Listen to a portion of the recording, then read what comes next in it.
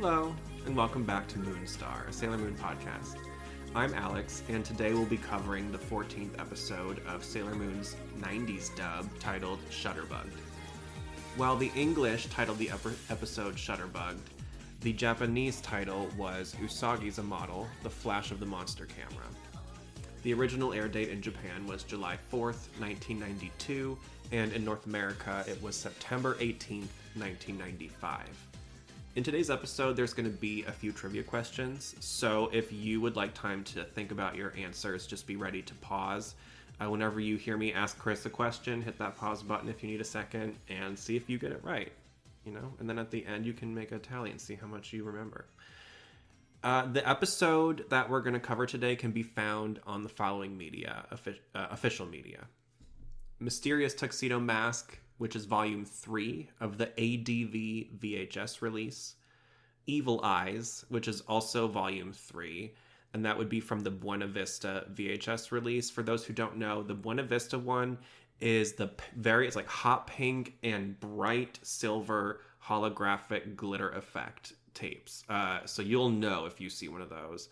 The ADV release was the actual full season. And those tapes were more of a pastel color in background. And then The Man in the Tuxedo Mask, that would be Volume 3 of the ADV DVD release. So if you're looking to watch this somewhere official, those would be the places to do it. I personally recommend, if you want to spend the least amount of money, find yourself an Evil Eyes tape for this episode if you're not planning on getting all of them. Because you get 2 episodes on it, and those are really cheap usually. So dig around online, find one of those. All right, and the last thing that we want to talk about today before getting into the episode with Chris is the Sailor Moon collectible card game. So what is that? The Sailor Moon collectible card game came out in the year 2000 and actually won an award for being one of the best trading card games of its time. Unfortunately, probably something to do with like the licensing changeover, because it cut off right after Sailor Moon R expansion, which is where we had the switch to Cloverway.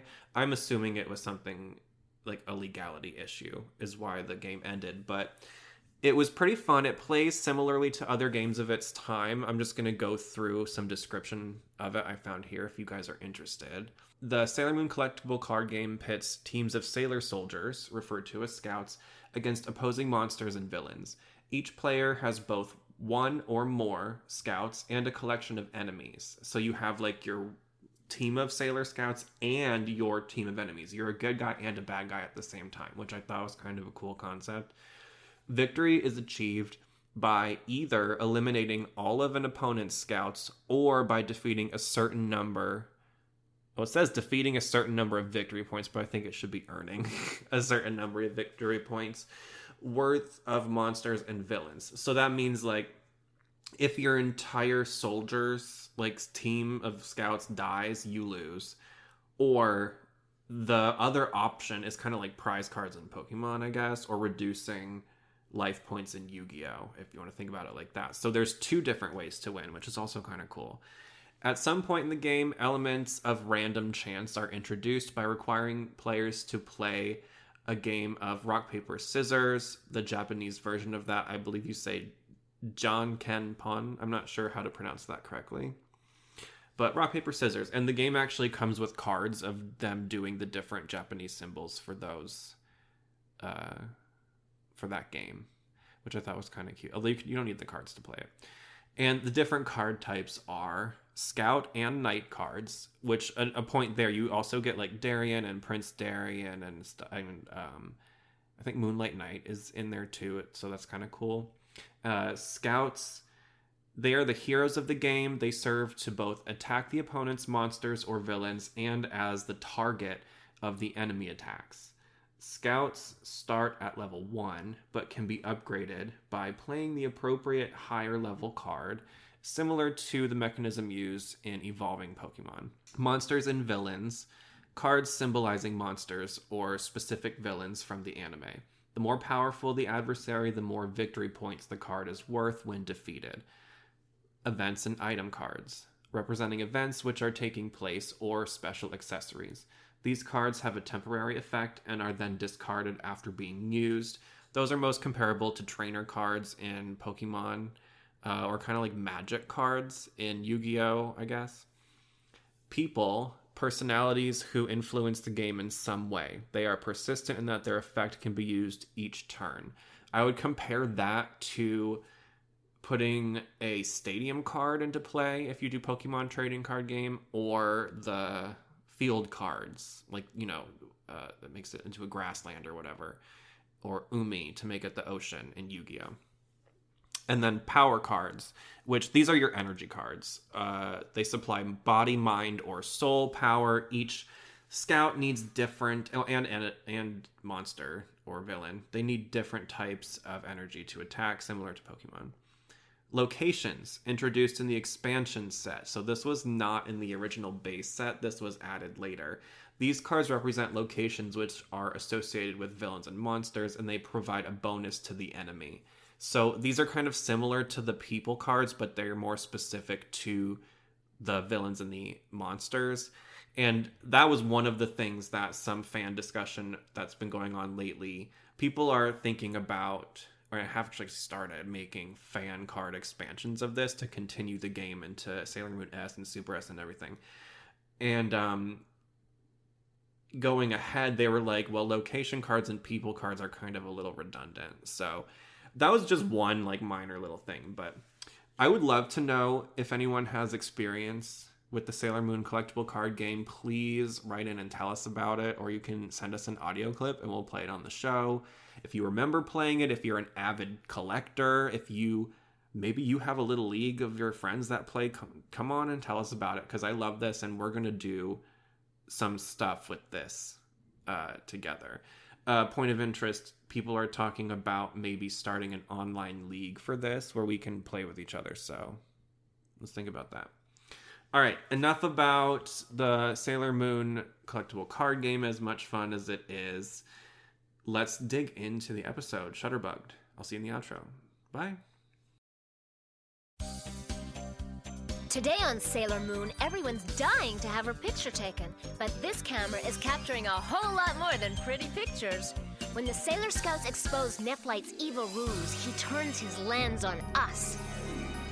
Can we survive? Stay right there, and I'll show you. I remember the monster standing out to me. I remember renting this a lot because it was on the Evil Eyes tape, I think.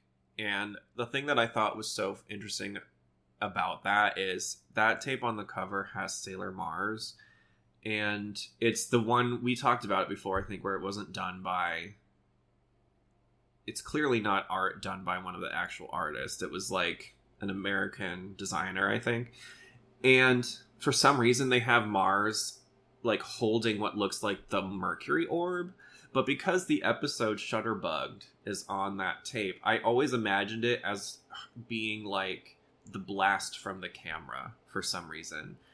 Yeah, and did you watch it? How did you watch this one when you were younger? Would it be on one of those? Do you remember noticing the cover art for that? I mean, not just that specifically, but I know what you mean, like how, like the certain tapes for season 1 have, Americanized art for the boxes. Well, and there's two, so there's the Buena Vista series, which was released first, and it just was a set of 6 tapes, and each one had 2 episodes on it. And those, it was kind of just like the important parts from season 1. And this episode was on one of them for some reason. But the art, there were like other things about it too. Like there was a monster behind Sailor Mars on this one that's not in the show. And then there's like, I don't know, they just took certain design, I don't know what you call it, liberties. But as it turns out, these are also the ones that are holographic and like hot pink. And they kind of are like it's like very Lisa Frank. Do you know who that is? They're pretty great to look at anyway. The thing I remember renting the tape, and I remember thinking that, I loved the way Serena dealt with her bathing suit, because there was like certain issues with it, which we'll touch on later. And I liked that she didn't need help in this one so much, which we'll also talk about later. Do you remember the photographer's name? Isn't it Peter or something? Yeah, it's Peter Fisher. What was his name in the Japanese? Kijin. Do you know? Kiji. And what does he look like? He's short and he has like dark red hair with like a black thing in the middle of it. Yeah, I think it's meant to look fluffy. Yeah. Right? Mm-hmm. And he goes to Ray's school, doesn't Yeah. he? So correct me if I'm wrong, but I think this is the first time we've seen anything take place at her school, right? Right, yeah. How do you think this is going to affect your photography in the future? Well, what do you mean? Do you think you'll still photograph only landscapes? Oh, yeah, sure. There he is. Let's get his autograph. All right, let's go. Hold it. Move it, Ray. Sorry, for reporters only. Hey, Ray, who died and made you the school police all of a sudden? Does your teacher know you're not in class, Selena? I remember the fact that she went to a different school was always interesting to me, because at least where I grew up, we didn't do school uniforms where I went to school. And so the idea of like her standing out because she had a different uniform from everybody else, and then like her school had a certain reputation and all of those politics, I always found that very interesting. Did you have anything like, do you have school uniforms growing up? No. And did you have like school politics at all? Not really. Yeah, like I think it might be something that doesn't happen so much over here. So I always found that kind of fun to think about. There's a scene with the photographer before Nephlite saves him and then curses his camera, where you just see him holding it, and like for some reason the camera lens looks ridiculously gigantic. Do you remember that moment? Yeah. Did that stand out to you? I mean, like if you're talking about the scene like where he falls and Nephlite saves him, right? Yeah, it's like right before that when he's just sitting there with the camera. It's like half of the frame. Yeah. Is the camera. Right. I don't know. I just thought that was funny. Who animated this one? It was actually Kazuko Tadano, who was she was the lead character designer overall for seasons 1 and 2 and the first movie. Because I was going to say this one looks like they were trying to step it up a little bit in certain departments, animation-wise. And I thought there's no way it's Masahiro. Right. No, yeah. So... Tadano was like, she was before, like, Ito took Tadano's place, so Tadano was the first queen of the series overall. And I think once the animation gets kind of like, I guess, I don't know, they settle into it in season 1 and 2, and it gets to the higher quality parts of it, I really like the style. Yeah. It's just different. Like, it's a little more toned down, I would say, and a little more, like, pastel, almost. Do you get... And then I feel like the colors are a lot more rich in seasons 3, 4, and 5. Well, she did the final episode of the first season, and the final episode of, the final episode of Against Wise Man, and, like, really good stuff like that. Ooh, yeah. Okay, so that makes sense then why this one is pretty high up there animation-wise. Yeah. In the Japanese, does it happen in this order? Nephlite curses the camera before we see him consult the stars and, like, find his target. Yeah, that's also in Japanese. I thought that was a little odd. I don't know why they did that, because doesn't he use the stars to find the target first in all the other ones? I don't know. I don't remember. We'll have to see. I'll check on that. We get the communicators now. Wow, modeling. Serena, look at this. I've got a new communicator for you. I could be a great model. Amy and Ray each have a communicator, too. Great! Luna, I gotta call Amy and tell her about this contest. Amy, come here. I love the communicators personally. I want your opinion. Do you think they would still be relevant today? Why or why not? You mean like in real life? Yeah. Well, it's sort of like an Apple Watch. Right. I was thinking about it, and I think the knee-jerk reaction is to be like, well, we have all our phones and all this stuff. And I'm like, yes, but all of that shit can be hacked by like 13-year-olds now, just FYI. So just like anybody who thinks your stuff is secure, like we taught them all how to hack. We were idiots. Like why are we teaching anyway? So that is a thing. And if I imagine if these are for them, it would be like a magical type of communication. So not only would they not have to worry about service, like you can obviously use them anywhere. There's no way anyone else could listen in on them. Yeah. And I imagine because it would be powered by magic, it would kind of like, as more needs came up, they would just like level up the communicators. Yeah. You know what I mean? Like do everything else. So I actually think they're probably still superior. And also they probably don't get annoying notifications on them. Mm-hmm. Which might be nice. Would you wear a communicator if you were a Sailor Scout all the time? Yeah, I mean, I guess it's really convenient for important things like that. Right, but then also, what if someone is like, what is that, like, bright red, bejeweled thing on your wrist? And you just have to be like, yeah, you have to explain it away. Yeah. I don't know. The little gadgets that they get, I love so much. And, just the details of like the compacts and their pens and all of that stuff. Yeah. From the inners, because I think I know your favorites Uranus, but out of the original 5, who you can choose aesthetically who you like best, and then personality wise. Aesthetically probably Makoto, and then personality Dami.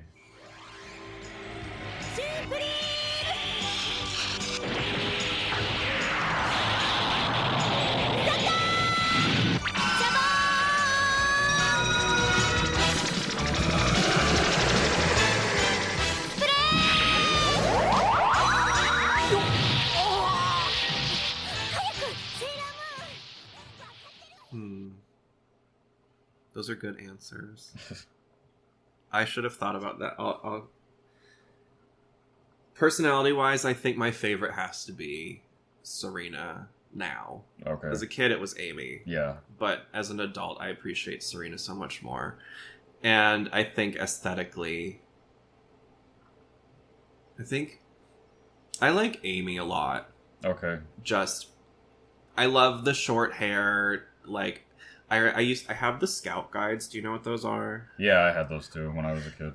Oh my gosh. And I used to read them, and like, I think somewhere in Amy's, she's like, my favorite food is sandwiches because I can eat them and keep working on my computer. And the other day, I was like eating a sandwich and editing the podcast, and I was like, oh my god, it's happening. I'm her. Yeah. And it's just like, I don't know. I love her whole vibe, and her attacks are pretty. It's stopping right this instant. Mercury move!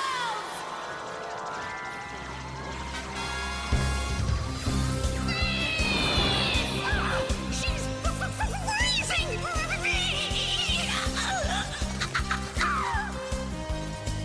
Whoa! Mercury, where did that come from? I know those weren't your usual bubbles. I don't know. All of a sudden, I just felt this new power inside me. I guess because I couldn't stand the thought of her getting away and zapping more babies. Right, Sailor Mercury! We've got to put this baby nepper out of business! Woman, you're getting moon dusted! In my opinion. They all are. Yeah. But every time I try to think, like, oh, what's my favorite attacks? I'll be like, well, I like this one. But then there's that one. And then I'm like, I can't do it. Do you remember what happens when Serena tries to talk to them for the first time on the communicators?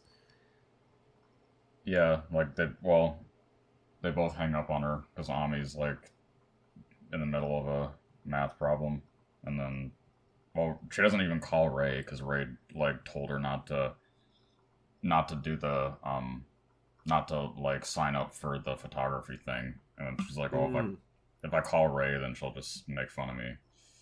In the English one, it was Amy being like, these are for Scout business only. Don't mess with, like, don't just call me about whatever. Yeah. And then, yeah, the same thing with Ray. And I just kind of thought, oh, poor Serena, no one wants to chat with her. Because in real, and it's like being the person in your friend group, if you, like, text the group chat and, like, no one responds to you. Yeah. And I'm like, poor girl.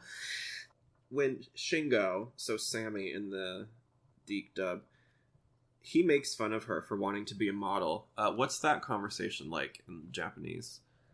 That's the same thing. It's I don't know like what the exact similarities would be, but in the Japanese, it's he says, you have to be smart too, and like know how to do things, and just know how to do things besides just stand there.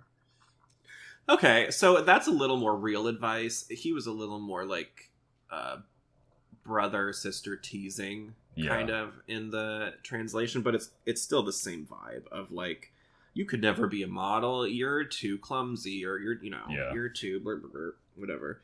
So, got rejected yet? Buzz off, Sam. Serena, I really do think you could be a great model. I know this place where people go and take tons of pictures. You fit in really well there. It's called the zoo. You're cruising for a bruising. I love their relationship because I grew up an only child and I always wanted a sibling. So my only frame of reference for what it might be like would be situations like this in Sailor Moon, or I watched a lot of sitcoms growing up, so that kind of thing. Were you an only child? Mm-hmm.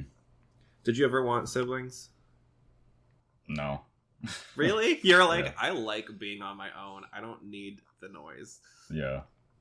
I mean, that's fair enough, and probably the smarter answer. Also, your parents are probably like, yeah, it's too expensive. Yeah. No, that's the same reason for mine. For any of our listeners who have siblings, tell us what it's like unfiltered in the comments somewhere, because that would be interesting to hear about. Is it like this way we see it on the show? Probably, I don't know. How was Andrew with Serena in the arcade in the Japanese one? Do you remember that scene?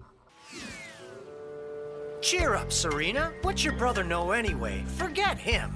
If you want to go into modeling, you gotta just go for it.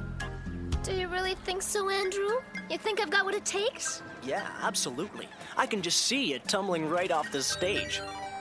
Yeah, again, I'm sure it's probably the exact same as the dub. He was just encouraging her. Yeah. In the English one. And then Darian is like, you can't cut it. And he's kind of right. Just because, like, if we're being realistic, she would, with her personality, it would be too much work for her. Darian says he was a model before. And in the English one, did he say that in the Japanese? Yeah, and then it goes into in Japanese, he says something about you have to have guts and courage to persevere through a career like that. See, and people, so even with me, my knee-jerk reaction is like, what a jerk, blah, blah, blah. But then I was thinking about it, and I think stuff like this, that when it happens, is really important, because he's being a little mean, yes, but he's being honest with her, and it's sort of a catalyst to her, like, I'll show him attitude, which is a big part of her power, I feel like. And that I think in real life that people can be like that, where if they know there are certain people maybe like rooting for them to fail, that's really good fire and motivation to push forward. I don't know. How do you feel about that? No, I can agree too. Because he does sort of come off like a jerk, but I think it's like, once you look at it with more layers, it's easier to see the purpose in it. Yeah. Oh, and I just wrote this quote down. She said to Sammy at some point, because she makes it through the first round, I think, of the contest. She goes, your sister's on her way to Vogue, the cover of Vogue. Being on the cover of Vogue, I think now is probably still a big deal for people. But it is, yeah. I don't know that kids care or teenagers care about it so much. I feel like that's more of a, like, if you're into fashion thing. Am I wrong? No, I mean, I think that depending on how old you are when you start, I think it's still, like, when you start focusing on that stuff, I think it's still a big deal today. Yeah, maybe. I know that magazines were bigger back then, where I don't know a lot of people that still religiously get them now, too, so it could just be a thing of the times. But that did stand out to me a little as like I think the further we go into the future, the less relevant that would be in the context of this age group. Does that make sense? Mm-hmm. I thought the idea of a student photographer being able to get like some kind of a casting call audition, like what was going on in this episode, to actually happen at this level, even if he was talented, seems pretty unlikely. But I don't know. What do you think? I mean, it depends on how famous you are, I guess. Because they portrayed him as being, in my mind, it came off as like local newspaper famous. How did you receive it? I kind of thought it was a little bit more than that. Like someone who's known in the town and like surrounding towns of where you live. So maybe more like the superstar lady from her episode. Yeah. Level. Okay. That I could see then this actually maybe happening the way it does. Mm-hmm. The evil photographer is pretty creepy. Now give me lots of energy, girlies.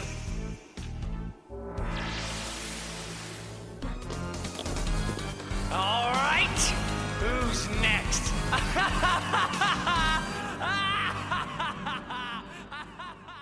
In this one, Yeah. the way he's like looking at the girls. Does he say anything that stood out in the Japanese one? It's pretty much just like, it's not like worded sexually, but it's like I want to take explosive pictures of girls and stuff like that. Oh wow. Well, that's a more direct double entendre than we get. In the English one, it's just mostly a lot of creepy breathing. You're right. Which is almost worse. And a little grunting, I think, and just like his voice being all deep and angry. I noticed the voice actor who did Peter, the photographer, I think is the guy who did... I just wrote the name down yesterday on our schedule for when I'm going to put that interview you did with him. He did Darian, I think? No. You're talking about Joel.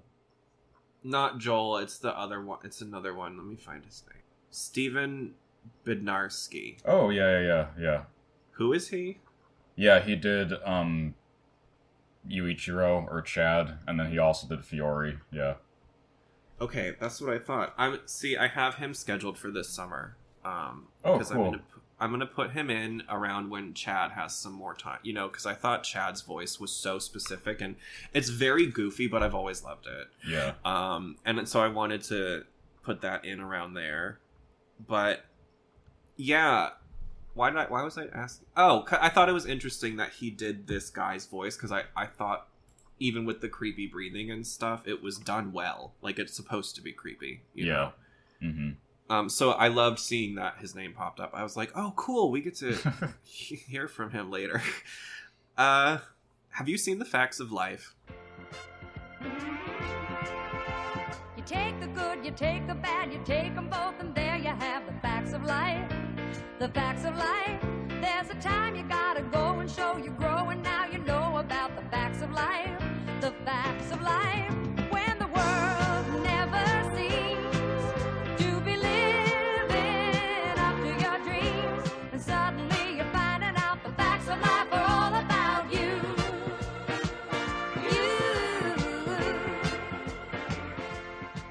Yeah. I don't know if you've seen all of it, but you know the character Tootie, right? Yeah. Do you remember the episode that was similar to this from that show? No. Okay, so this is one that always really shocked me, and I'm not gonna talk about it a lot because it's not Sailor Moon, but it's similar to this one and this was filmed in the 70s, I think, it was filmed in the 80s, so this was before Sailor Moon even.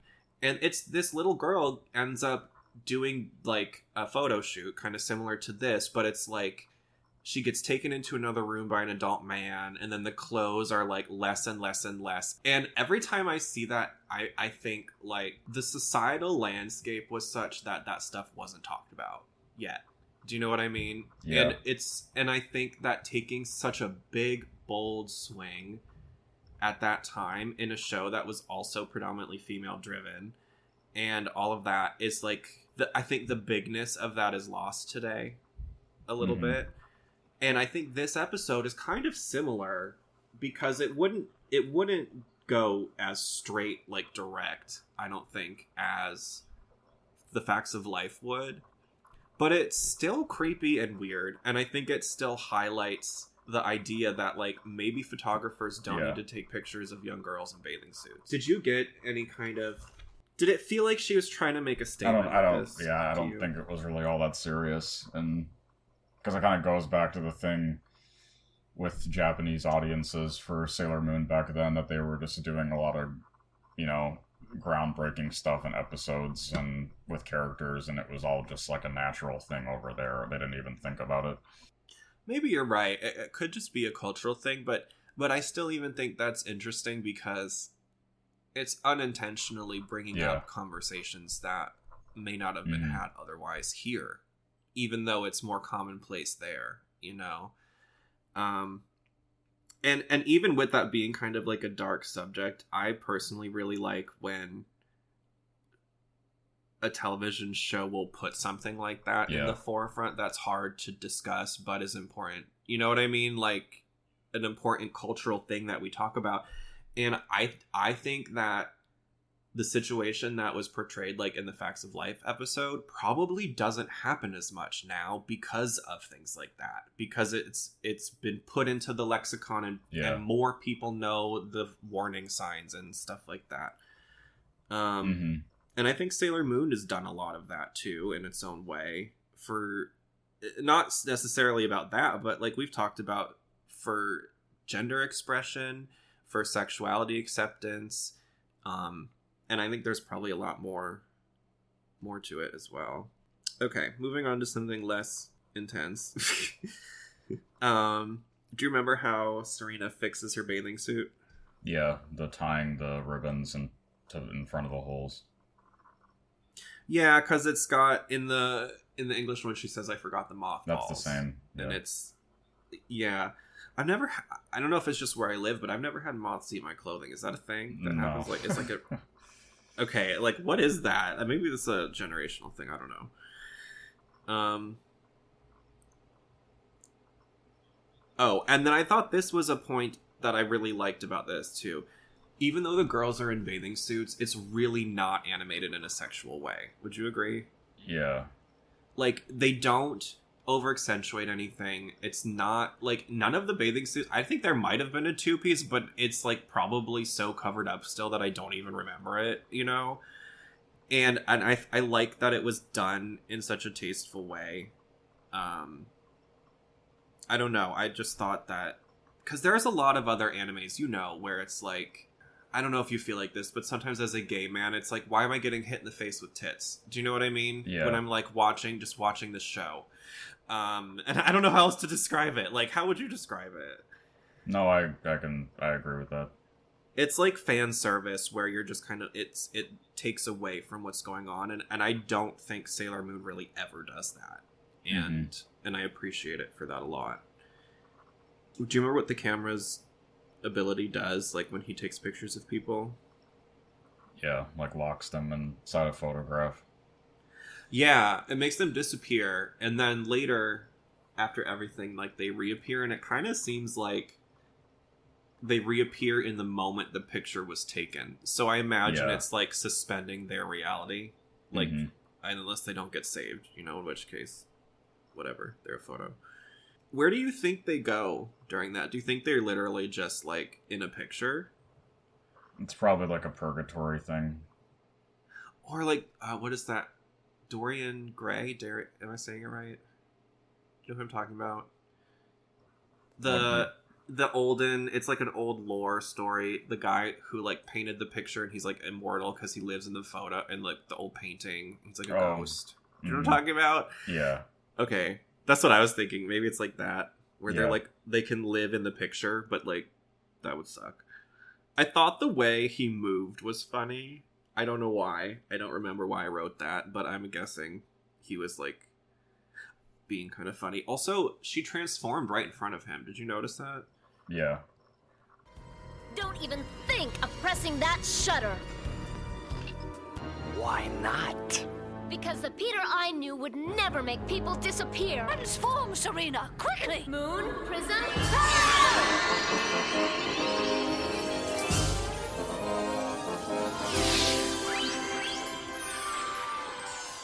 Do you think that's like a continuity thing? Like, do you think we're meant to know they don't remember because of Nephlite? Like, what do you think that is?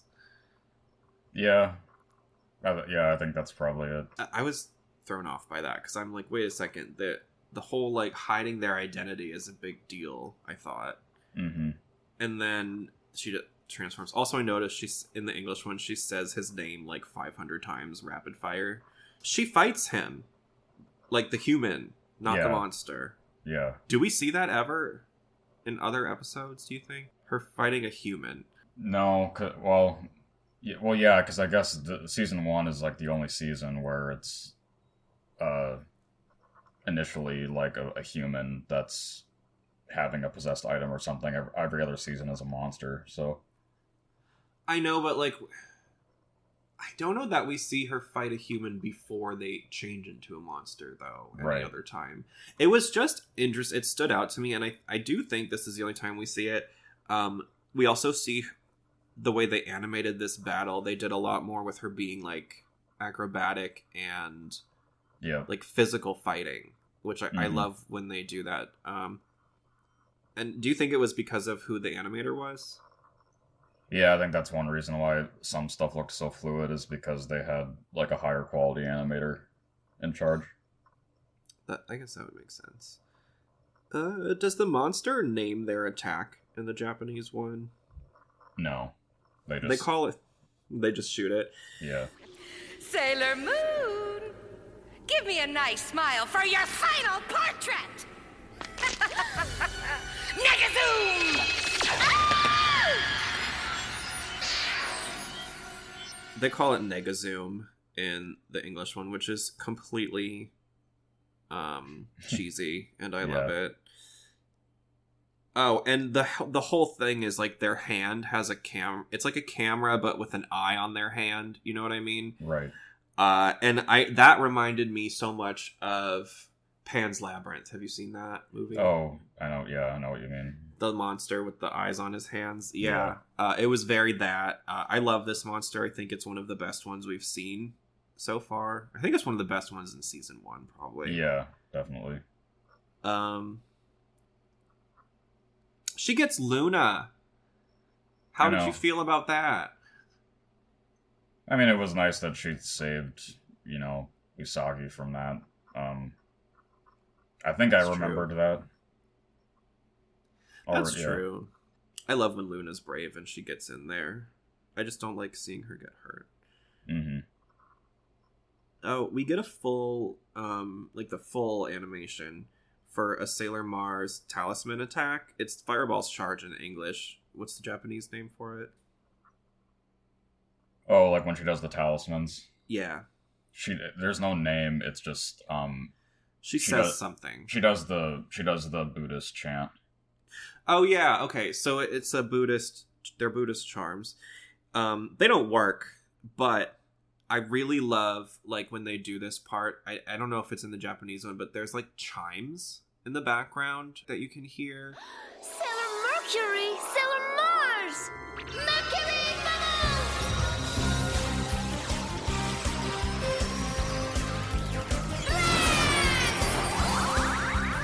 I call upon the power of Mars! Fireballs, charge!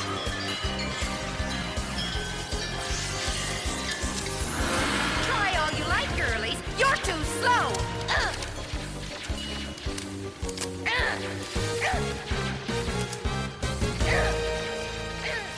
Yeah. They sound so cool with all of the rest of it. I really love that we get that full moment from her. But unfortunately, she just takes a picture of Sailor Mercury and Sailor Mars and they both disappear. Right. Being completely useless. So Sailor Moon's by herself. And for everyone listening, she has to weaken her before she can use her tiara. So before we tell you, see if you can remember how she does that. Do you remember off the top of your head? Mm-hmm. Okay.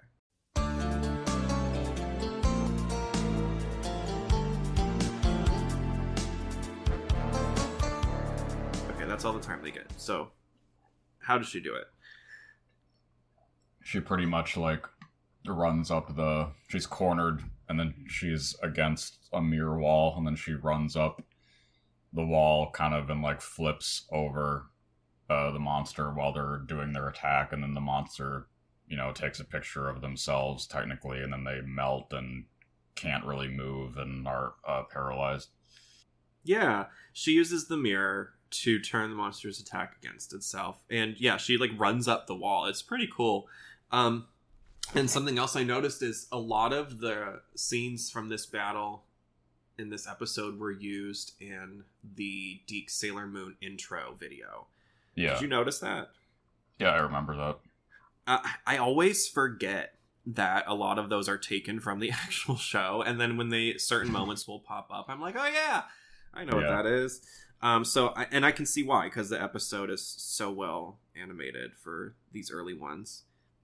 After the monster's defeated, what happens with everybody? They just like get restored into the same positions they were in when they got captured.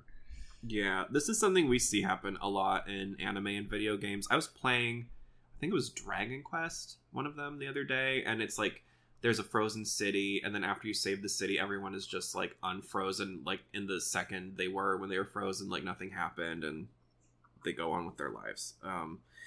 It's a little bit Men in Black to me, too, where people just don't remember the crazy things that happen. But I think Molly remembers, or Naru, and just, like, keeps it to herself, because she knows better. Yeah. We get a little bit more of Zoisite versus Nephlite here at the end. Do you remember what happened? Or I don't remember. What does she say to him? It's pretty much just, like, teasing him for failing again. What's happening? The stars are fading.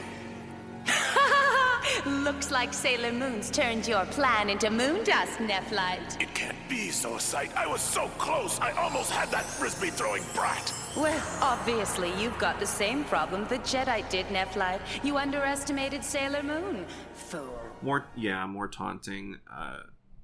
Zoisite is very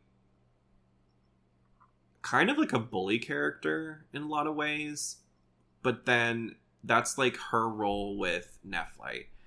And then when he's with Kunzite and then Queen Beryl, it's kind of like, I don't know, it's a totally different dynamic. Mm-hmm. How would you describe their dynamic? Yeah, well, it's the same. It's kind of like the same thing with later seasons, like every villain in the later seasons too, where they make fun of the remaining person in charge. Yeah, until they die. I think that starts kicking in a lot in S, because I think with the generals, it's interesting that we have Jedi who's just kind of like there in the beginning. He's like the lone wolf. Then we have Nephlite who's getting picked on by Zoisite, but Zoisite is in a relationship with Kunzite, so their relationship would not be malicious. Yeah. And that is something we don't really see a lot later. But then in Sailor Moon R, the sisters, once they like are purified, they want good things for each other. Yeah. But they have to get there first. Mm-hmm. And it's still not quite the same as where they kill off each other. Yeah. Okay.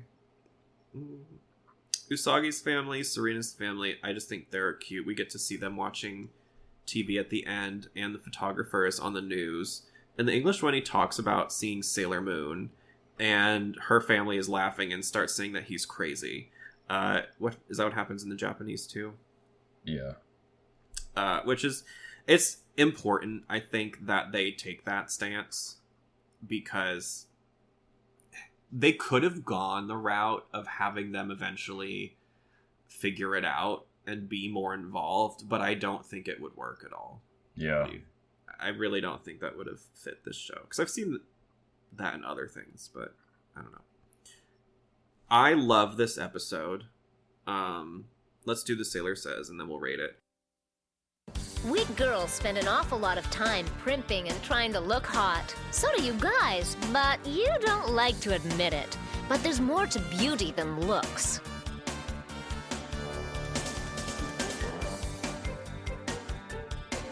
And being a beautiful person inside, where it counts. So remember, beauty is way more than skin deep. And I told you so. Uh-huh. We've already talked about this theme. This comes up a lot. It's thoughts. Yeah, I mean, we already... Yeah. It's a good mess. It's a good message. I mean, yeah. Do that stuff. And also, let's rate this episode. Instead of just doing 1 to 10, we're going to do, like, stars, like 5 stars, but they're going to be moon stars. Because that's the name of the show, and I believe in being cheesy when you can. So, how many stars would you give this one? Oh, stars? Like, out of 5. Yeah. I guess, like, 3.5. I would give this one... I gotta match you at 3.5, only because, as much as I liked this episode and the way the battle scene was animated, there's still some, like, obvious flaws in it. There's some twitchiness to it, and I think there's some room for improvement. So if even though it's very enjoyable, I can't, like, rate it too high, because then there's not room for the really good ones. Yeah. So it was a solid 3.5, though. If you're gonna go and just watch, I don't know, 1 episode for fun, this is a good choice, I think. All right, cool. So that's it for everything about Shutterbugged. Before we go today, I wanted to just ask you at the end, not every week, but when I feel like it, like right now, one of the other animes you watch, it can be any of them, can you just tell me the name of it, like in 2 or 3 sentences, something about it, and like why people might like it? Okay.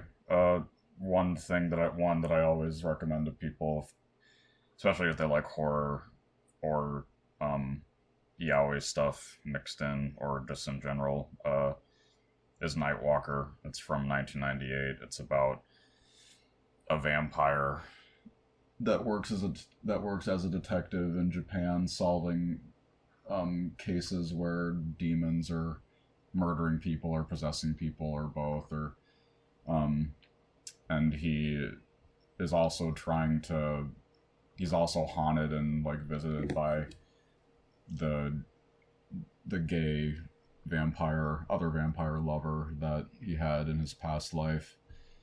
And it's only 12 episodes, and it's animated pretty decently.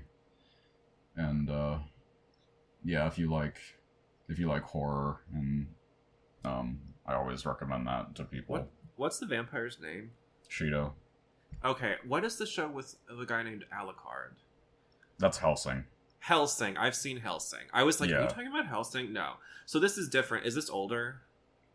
Yeah, well, the first Hellsing was like 2001. Nightwalker is like 3 years before that, so yeah. Do you think it's like in a similar vein to Hellsing, maybe? No, Hellsing's like way more intense. Okay. Yeah. So this is more subdued, like... Yeah. What vibes would you give it? Like, give us like a parallel.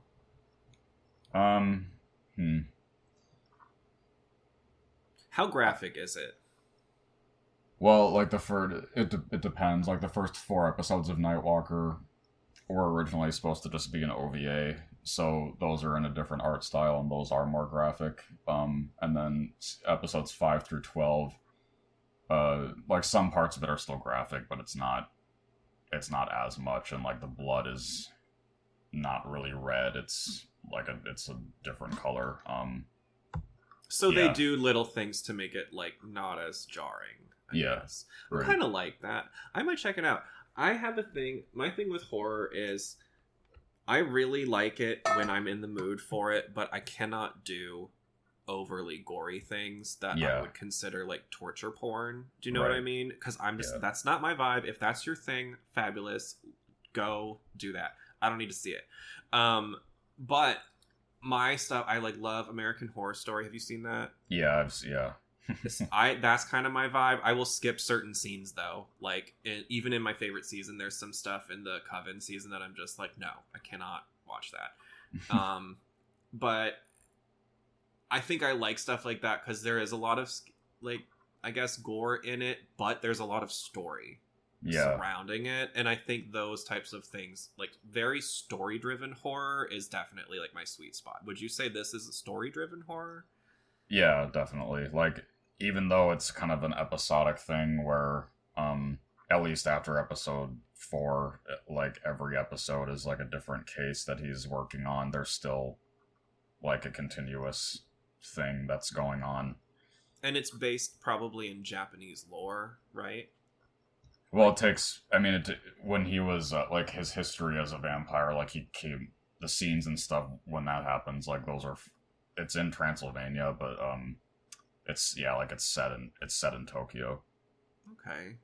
I might actually give that a look when I have the free time. When I say that, that could be months, so be ready. But like, it's gonna be in my wheelhouse now. Okay.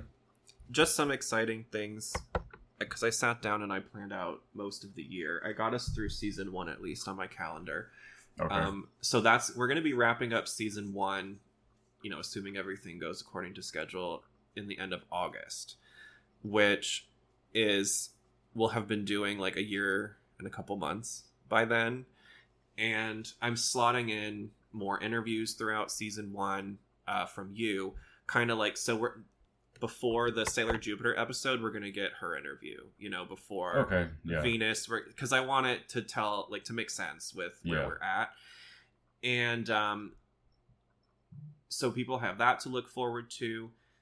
And then I was thinking about where do we want to place the movies in the schedule, and I don't care if they hear this, they can hear this part too, but my thought, do you know technically where Sailor Moon R lands in the lore?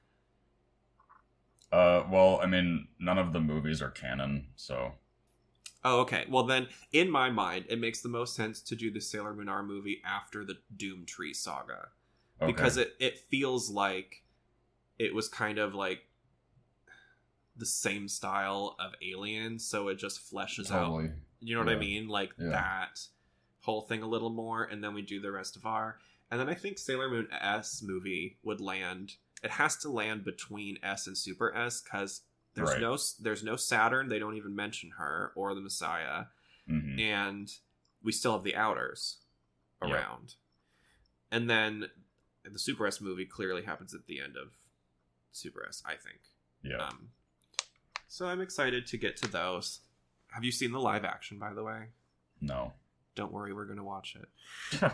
It's in Japanese subtitled. Have you really not seen any clips from it? I've seen clips, but I've never watched anything full. Yeah. Okay, for those of you who are listening who don't know what I'm talking about, Sailor Moon had a live action series that was done in Japan, and it is very similar to the Power Rangers, like over here. And like the way they do the fighting and everything, it's very acrobatic, but we get full-on transformations, we get full-on attack sequences, and this is like mid-2000s CGI. So first of all, it's great. The actors in it are all great. The storytelling is great. It's a different story than what we're used to a little bit too, which is fun. But there are certain things in it, like Luna, half of the time is a plush toy. And the other half of the time is a CGI cat. Yep, I remember. And also Luna becomes a Sailor Scout for some reason at one point, who only has one attack, and it's just a distraction, which, I mean, hey, don't underestimate that. But anyway, I don't know when we're going to do that, but that'll be something fun that people can look forward to as well. And let me know if you ever start watching it, because I want to know. I'm so curious what you think. Okay. I think that's it for me today. Do you have anything else you want to add? No, I guess that's it. All right. Who do you have coming up on your schedule? Well, since it was just this past Friday that the latest Fire Emblem game came out, I've already done it. When the cast came out, it ended up being shown that I've already I've already interviewed pretty much like all the people that play new characters that I was most excited for. So I'm doing sequel ones with a couple people, and then the next like big one I have that's this week is Christopher Corey Smith, who he's in a bunch of stuff. In terms of like prominent anime roles, he's probably best known for Kaien in Vampire Knight, and he's an important character in Hunter x Hunter and a couple characters in Bleach, and he has like 5 characters in Fire Emblem. Does he do a lot of gaming stuff too? Yeah. What are a couple of those? I'm sure we have gamers that listen.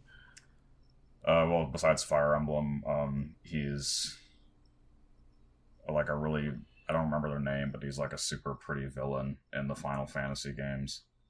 Kuja? No, he's blonde. He's blonde. Do you know which one? I'll bring up the character. They have like purple armor. It could be a remake at this point, so now it's hard for me to place though, because I'm like, well, I know Kuja was always pretty. He's from Final Fantasy IX, but that's an old throwback. Hold on, I'll have it in a second. Mateus. Mateus? The first game they were in was the Dissidia. That's why I'm more of the like main series. I've played the Dissidia games. I just don't know their specific characters. Okay. Well, people should definitely go check that out. And then if you're a Fire Emblem fan, you should just check out the whole slot, right, of your Fire Emblem interviews. Just go through them.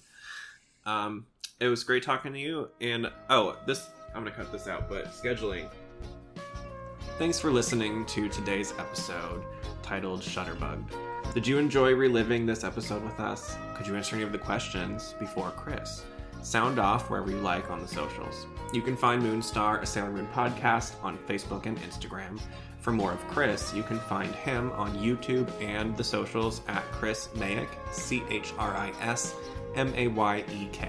For more of Alex, you can find me on the socials at Alex Summers SFE. And to support Moonstar directly, you can now use our code VRKVMC when you use our link to sign up for Mercari.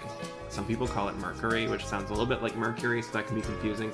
MERCARI.com. Think of it like an online thrift store. You can save $10 on the first purchase you make there, hopefully a Sailor Moon item, and an additional $20 when you make your first sale. To do that, you just got to use our code VRKVMC when you sign up. There's a link in the description. Moonstar, a Sailor Moon podcast, is created for informational and entertainment purposes only. Any clips and sound effects used during the creation of this show belong expressly to the license and copyright holders. Until next time, peace!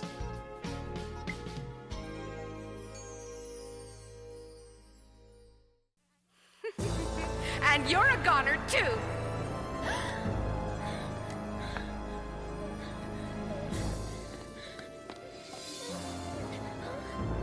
If Sailor Mars and Sailor Mercury couldn't stop her, I don't have much of a chance. Unless I find a way to get her to zap herself. That's it! Max Destruction Nega Zoom!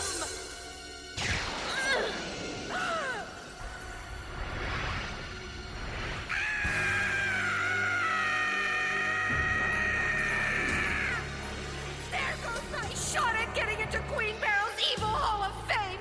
Nasty sailor brat! She's moon dust.